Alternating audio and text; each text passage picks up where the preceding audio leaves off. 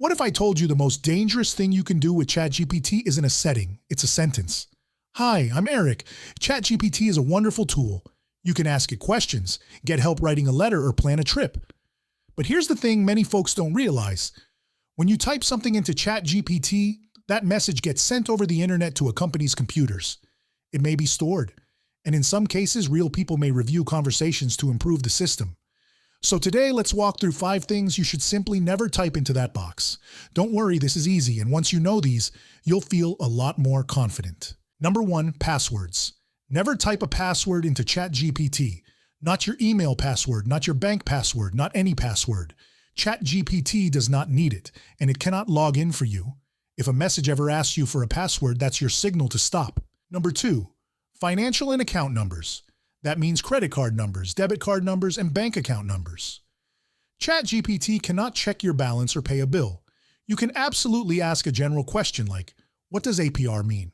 But never paste in the actual numbers from your card or statement. Number 3, government IDs. Things like your social security number, your driver's license number, or your passport number. These are the keys to your identity. There is no good reason to ever type them into a chat. If you want help understanding a form, just describe it in plain words instead. Number 4, sensitive health details. It's fine to ask general questions like, what are common questions to ask a doctor? But don't enter your full medical history, your specific diagnoses, or anything tied to your name. Keep those private conversations between you and your doctor. And number 5, other people's private information. This is one folks forget. Don't share your spouse's, your children's, or a friend's personal details, their numbers, their health, their addresses. They didn't agree to have their information typed in, so let's protect them too.